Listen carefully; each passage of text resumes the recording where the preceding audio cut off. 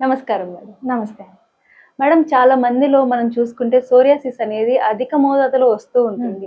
అసలు ఇది రావడానికి కారణాలు ఏంటి? సోరియాసిస్ అనేది ఒక ఆటోఇమ్యూన్ డిసార్డర్. అంటే టీ సెల్స్ అని ఉంటాయండి మన బాడీలో. ఏదైతే సెల్స్ మనల్ని ప్రొటెక్ట్ చేయాలో ఆ సెల్సే మన బాడీని, స్కిన్‌ని హార్మ్ చేస్తూ ఉంటాయి. దానివల్ల మనకి సోరియాసిస్ అనేది వస్తది. సోరియాసిస్ ఉత్తి స్కిన్ కనే కాదు, సోరియాటిక్ ఆర్థరైటిస్ అంటే జాయింట్స్‌కి కూడా ఎఫెక్ట్ అయ్యే ఛాన్స్ అనేది ఉంటది. దీనికి కారణాలు మెయిన్‌గా వచ్చి జెనెటిక్‌గా ఎక్కువ శాతం వరకు ఎవరైతే సోరియాసిస్ ఉందో వాళ్ళకి జెనెటిక్‌గా వచ్చే ఛాన్స్ ఎక్కువగా ఉంటది. ఓకే. జెనెటిక్‌గా కూడా పుట్టిన వెంటనే వచ్చేస్తదా అంటే జెనెటిక్ ఉంది కాబట్టి అంటే అలా కాదండి. ట్రిగర్స్ ఉండాలి. ట్రిగర్స్ అంటే ఏంటంటే కొంతమందికి జెనెటిక్ కాజెస్ ఉన్నప్పుడు స్ట్రెస్ ఎక్కువ పడినా, లేదు మనకి హిస్టరీ ఉన్నప్పుడు టాటూలు వేయించుకోవడం. కొంతమందికి వేయించుకుంటే పర్లేదు. కొంతమందికి హిస్టరీ అంటే ఇద్దరు పేరెంట్స్‌కి సోరియాసిస్ ఉంటే పిల్లలకి వచ్చే ఛాన్స్ 50% ఎక్కువ ఉంటది. ఓకే. అలాంటి వాళ్ళు టాటూస్ గానీ, లేదు అనంటే ఎక్కువ దోమలు, ఎక్కువ ఇన్సెక్ట్ బైట్స్ అంటే కార్బనర్ ఫినామినా అని అంటారు. స్కిన్ కట్ అయినా, టేర్ అయినా, బర్న్ అయినా, టాటూయింగ్ చేయించుకున్నా, స్కిన్ డ్యామేజ్ అయినా ఇట్లాంటప్పుడు మనకు సోరియాసిస్ అనేది బయటపడతది. అది కాకుండా ఎక్కువ మోతాదులో మనిషిలో కనిపించేది ఏంటంటే స్ట్రెస్ వల్ల ఇండ్యూస్ అవుతది. ఇంకా తక్కువ నెంబర్స్ లో మనకి సోరియాసిస్ ఎవరిలో కనిపిస్తుంటే పోస్ట్ స్ట్రెప్టోకోకల్ థ్రోట్ ఇన్ఫెక్షన్ కి మనం మెడిసిన్స్ వాడతాం కదండి. అవును మేడం. కొంతమంది చిట్కాలు వాడేసి మనం మెడిసిన్ వాడకుండా వదిలేస్తారు. అవును. అలాంటి వాళ్ళలో పోస్ట్ స్ట్రెప్టోకోకల్ ఇన్ఫెక్షన్ దీర్ఘకాలంగా ఉన్న వాళ్ళలో ప్రొలాంగ్డ్ గా సోరియాసిస్ వచ్చే ఛాన్స్ ఉంటుంది. యాంటీ మలేరియల్ డ్రగ్స్ తీసుకున్నప్పుడు కూడా కొంతమందిలో సోరియాసిస్ వస్తుంది 50 సంవత్సరాల తర్వాత. ఎందుకు వస్తుందో అసలు తెలియదు. ఏ మెడికేషన్ వస్తుందో తెలియదు. హై హై బీపీ అంటే హైపర్ టెన్షన్ కి కొంతమంది మెడిసిన్స్ వాడడం, స్టాటిన్స్ లో కొంతమందికి ఆ కొన్ని కాంబినేషన్లు పడవండి. వాళ్ళలో కూడా ఒకవేళ కనుక మీకు వస్తూ బీపీ ఉండి బీపీ మెడికేషన్ ఒకసారి చూసుకోండి. బీపీ మెడికేషన్ వల్ల కూడా చాలా మందికి ఇది వచ్చే ఛాన్స్ అనేది ఉంటుంది. ఇవన్నీ మాక్సిమం కారణాలు. ఎక్కువైతే స్ట్రెస్ ఇండ్యూస్డే ఉంటుంది. మేడం కొంతమందికి ఎలా అంటే బాడీ మీద వచ్చేస్తూ ఉంటుంది. వాళ్ళు కూర్చున్న ప్లేస్ లో కూడా మొత్తం వైట్ గా ఒక పౌడర్ లాగా పడిపోతూ ఉంటుంది. అలాంటి వాళ్ళని చూసినప్పుడు అనిపిస్తుంటుంది వీళ్ళు మనం యూజ్ చేస్తే మనకి వచ్చే అవకాశం ఉంటుంది అంటారు. ఇది ఎంతవరకు నిజం అంటారు? లేదండి, సోరియాసిస్ పాకదండి. It is very individualized disease అన్నమాట. అంటే ఫర్ ఎగ్జాంపుల్ ఫంగల్ డిసీజెస్ అనుకోండి, ఒకరు వాడిన బట్టలు ఇంకొకరు అంటే హాస్టల్లో ఎక్కువగా కనిపించేది, ఒకరు వాడిన బట్టలు ఇంకొకరు వాడుతూ ఉంటారు. అలాంటి వల్ల ఎక్కువగా ఫంగల్ డిసీజ్. బట్ సోరియాసిస్ అలా కాదు. సోరియాసిస్ అనేది ఎవరికి వస్తే వాళ్ళకి ఆ డస్ట్ ముట్టుకున్నా, ఆ డస్ట్ మనం ఒకవేళ ఏదైతే స్కేల్స్ ఉన్నాయో ముట్టుకున్నా కూడా మనకి రావు. అది వచ్చే ఛాన్స్ అయితే ఉండదు. మేడం అసలు ఇలాంటి వాళ్ళు ఎలాంటి ఫుడ్ తీసుకుంటే మంచిది అంటారు? సోరియాసిస్ ఉన్న వాళ్ళలో ఫుడ్ లో ఎస్పెషల్లీ డైట్ అనేది, ఎందుకంటే స్కిన్ డ్రై అయిపోతుంది కాబట్టి ఫ్యాట్ తీసుకోవాలి. ఫ్యాట్ అనగానే ఓకే ఫ్యాటీ ఫుడ్ పిజ్జాలు బర్గర్లు అలా కాదండి. ఫ్యాట్ అంటే healthy fats.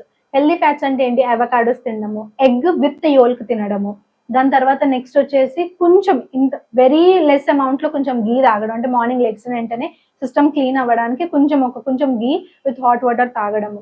Fat, good fat ఉన్న ఫుడ్ తినడం అంటే నట్స్, సీడ్స్, ఇవన్నీ కూడా గుడ్ ఫ్యాట్స్ లోపలికి వస్తాయి.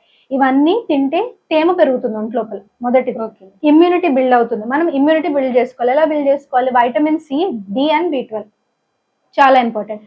సి ఎవరిలో ఉంటుంది అంటే దేనే ఫ్రూట్స్ లో ఉంటుంది అంటే కివీలో కానీ, జాంకాయలో కానీ, ఆమ్లాలో కానీ, సిట్రస్ ఫ్రూట్స్ లో సి ఉంటుంది. ఇది ఎవ్రీడే ఒక్కొక్కటి తీసుకోవచ్చు. డి విటమిన్ ఎండకి ఎక్స్పోజ్ అవ్వడం. కొంతమందికి ఎండకి ఎక్స్పోజ్ అయినా ట్రిగర్ అవుతుంది కదా, అలాంటి వాళ్ళు వైటమిన్ డి సప్లిమెంటేషన్స్ అనేవి తీసుకోవడము.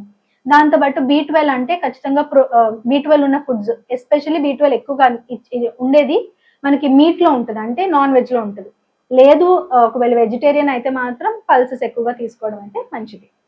మేడం అంటే హాస్పిటల్స్కి వెళ్ళాము, మాకు ఇది తగ్గట్లేదు, దీనివల్ల అంటే హెయిర్ కూడా మాకు లాస్ అయిపోతుంది అని చాలా మంది అంటూ ఉంటారు. వాళ్ళు హోమియోపతికి వచ్చినప్పుడు అసలు ట్రీట్మెంట్ అనేది వాళ్ళకి ఎలా ఉంటుంది? ఎస్, హోమియోపతిలో ఏంటి అని అంటే సోరియాసిస్ ఎక్కడుంది, ఎలా ట్రిగర్ అయింది, ఏ ఇన్సిడెంట్. కొంతమందికి ఏంటంటే కోపం ఎక్కువ అయిపోయి ఏమీ చేయలేక అక్కడి నుంచి సోరియాసిస్ ట్రిగర్ అవుతుంది. కొంతమందికి ఏంటంటే థ్రోట్ ఇన్ఫెక్షన్ తర్వాత సోరియాసిస్ ట్రిగర్ అవుతుంది. కొంతమందికి స్కిన్ కట్ అయ్యాక అలా కాజ్ ఏంటనేది ఫస్ట్ తీసుకోవాలండి. ఎక్కడుంది? స్కాల్ప్ మీద ఉందా, స్కిన్ మీద ఉందా, కవర్డ్ పార్ట్స్ మీద ఉందా, అన్కవర్డ్ పార్ట్స్ మీద ఉందా, గట్టేట, పస్ట్యులర్, అలా సోరియాసిస్ లో కూడా ఒక 6-7 వెరైటీస్ ఉన్నాయి.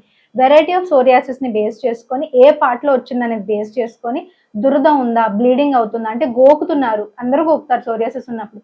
గోకినప్పుడు రక్తం వచ్చేంతలా గోకితే ఒక రకమైన డ్రగ్ ఉంటుంది, లేదు జస్ట్ ఇట్లా రబ్ చేస్తుంటే ఒక రకమైన డ్రగ్ ఉంటుంది. కొంతమందికి బర్నింగ్ సెన్సేషన్ అంటే మండుతున్నట్టు కూడా అనిపిస్తుంది, అలాంటి వాళ్ళకి ఒక రకమైన డ్రగ్ ఉంటుంది. అంటే బేస్డ్ ఆన్ ఈచ్ ఇండివిజువల్ ఎలాగా మీ బాడీ ఎలాగుంది, ఎలా రియాక్ట్ అవుతుంది, మీరు ఎలాగ దాన్ని తీసుకుంటున్నారు అనే దాన్ని బట్టి కూడా మనకి డ్రగ్స్ వేరీ అవుతాయి. కొంతమంది సోరియాసిస్ ఉందని బయటికి వెళ్ళడం మానేస్తారు.